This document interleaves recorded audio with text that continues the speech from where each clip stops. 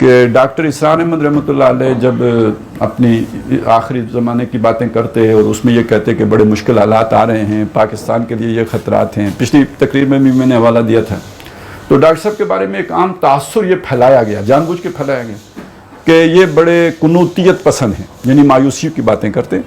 کیونکہ وہ دور وہ تھا کہ جس میں بڑا ضیاء الحق صاحب کا اگر دور ہے تو معلوم ہوا کہ اسلام آ رہا ہے، اسلام چھا رہا ہے، اسلام غالب ہو رہا ہے،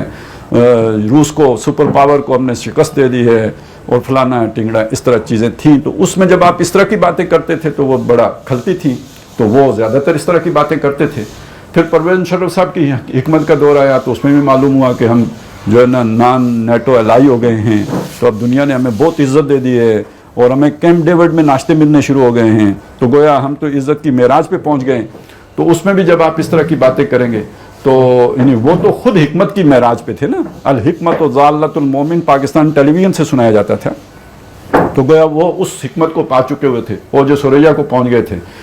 اور شاید کہ ان کے اس وقت کے جو چاپلوس قسم کے ان کے ساتھ مذہبی اسکالر تھے، انہوں نے بتایا کہ نبی صلی اللہ علیہ وسلم نے فرمایا کہ اجمی قوم میں سے ایک آدمی ایسا ہوگا کہ حکمت اگر ثریا پر بھی ہوگی تو وہاں سے بھی جا کے پا لے گا، تو معلوم ہوتا ہے وہ آپ ہی ہیں۔ تو بندے کو ہو ہی جاتا ہے نا، تھوڑا نشے میں بھی ہو تو پھر اور بھی نشے چڑھ جاتے ہیں،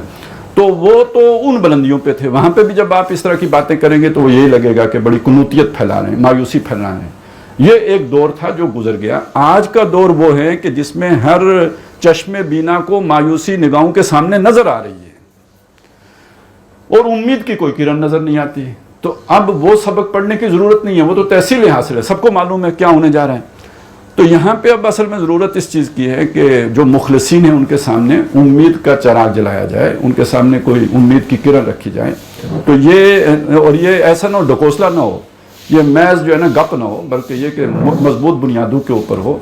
تاکہ اس ایک یقین کی وہ کیفیت حاصل ہو سکے ہمیں، تبھی کوئی کل جذبہ عمل ہمارے اندر باقی رہے گا۔ نہیں تو ڈپریشن کا مطلب کیا ہوتا ہے؟ آپ ہاتھ توڑ کے بیٹھ جاتے ہیں، آپ کوئی کام کرنے جوگے نہیں رہتے، آپ پر مایوسی اس طرح طاری ہو جاتی ہے کہ آپ کو اٹھنے کا بھی دل نہیں کرتا، تو قوا جو ہے وہ مزمحل ہو جاتے ہیں، معطل ہو جاتے ہیں، آپ کچھ کرنے جوگے نہیں رہتے، تو یہ کیفیت تو پھر کل بہت ہی زیادہ نقصان دہ ہو جائے گی۔ اور یہی چیز قرآن نے سمجھائی ہے کہ کیوں تم اتنا غم کرتے ہو کہ بجھ کے بیٹھ گئے ہو، وَلَا تَهِنُوا وَلَا تَحْزَنُوا وَأَنْتُمُ الْأَعْلَوْنَ۔ تو اس طرح کی خوشخبری کی ضرورتیں اب ہمیں ہیں، اور صرف یعنی ہم جو آمنے سامنے بیٹھے ہمیں ہی نہیں ہیں، تمام مسلمانوں کی ضرورت ہے اس کی، اور کل جو آنے والے اس سے بھی زیادہ گمبھیر حالات ہیں تو اس میں اور بھی زیادہ ضرورت پہ آئے گی۔ تب ہو سکتا ہے کہ ہم یہ باتیں کرنے کے قابل نہ رہیں، ہمارے یہ جو آپس کے رابطے یہ منقطع ہو جائیں، تو یہ جو موقع ملا ہوا ہے اس کو بھرپور فائدہ اٹھانا چاہیے، اس کو یہ چیزیں عام کرنی چاہیے۔ اب آگے آ جائیں کہ میں نے ادھر بنیاد آپ کے سامنے کیا رکھی تھی، ہماری خوش نصیبی کیا ہے؟ ہماری خوش نصیبی یہ ہے کہ ہمارا تعلق اس ہدایت کے ساتھ ہے جو یہاں پہ بھی ہمارے سامنے بات آ گئی کہ جو اس ہدایت کے ساتھ جڑ گیا اس کو دوام حاصل ہے، یہ ہدایت ابدی ہے، اس ہدایت کی ایک تاریخ ہے۔ یہ چیز ہمارے سامنے رکھی گئی کہ ابراہیم علیہ السلام کو، یعنی اس سے پہلے نوح کو ہم نے ہدایت دی، پھر ابراہیم کو دی، یہ سارا سلسلہ چلا آ رہا ہے، اور یہ سوچو بھی نہ کہ اللہ کی یہ ہدایت گم ہو جائے گی، یہ سوچو نہ کہ یہ کوئی بیانیہ ہے جو اس 10 سال کا اور ہے تو اگلے 10 سال کا اور ہو جائے گا،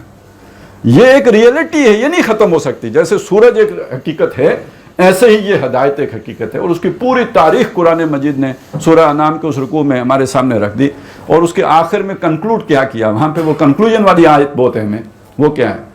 کہ دیکھیں یہ ہدایت کا سلسلہ آ رہا ہے، اے نبی صلی اللہ علیہ وسلم ہم نے آپ تک پہنچا دی ہے، مکمل کر کے پہنچا دی ہے، مکمل صورت میں، الہدا کی صورت میں دے دی، اور اس کا کسٹوڈین آپ کو بنایا ہے، آپ اس کو ان لوگوں کو منتقل کر رہے ہیں۔ اگر ان لوگوں نے اسے آن نہ کیا، فَإِن يَكْفُرْ بِهَا هَؤُلَاءِ، اگر انہوں نے اسے جھٹلا دیا، اس کا انکار کر دیا، اس کا بوجھ نہ اٹھایا، اس کا حق امانت جو ہے وہ نہ اٹھا سکے، یہ ناقدری کر بیٹھے، یہ کوئی پرابلم نہیں ہے، یہ ہدایت نہیں مٹے گی، یہ مٹیں گے، ہدایت نے نہیں مٹنا ہے۔ فَإِن يَكْفُرْ بِهَا هَؤُلَاءِ فَقَدْ وَكَّلْنَا بِهَا قَوْمًا لَيْسُوا بِهَا بِكَافِرِينَ۔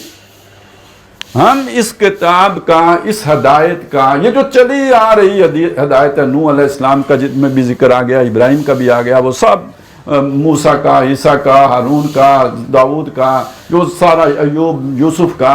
یسع کا، موسیٰ کا، عیسیٰ کا، جو جتنے یہ سارا ذکر آ گیا، یہ جو چلا آ رہا سبق ہے یہ مٹنے والا سبق نہیں ہے۔ انہوں نے مان لیا تو اس کے ساتھ یہ بھی بچ جائیں گے، اور اگر انہوں نے نہ مانا تو یہ مٹ جائیں گے۔ اس کتاب کا حامل، اس ہدایت کا حامل ہم کسی ایسی قوم کو بنا دیں گے جو اس کی ناقدری نہیں کرے گی۔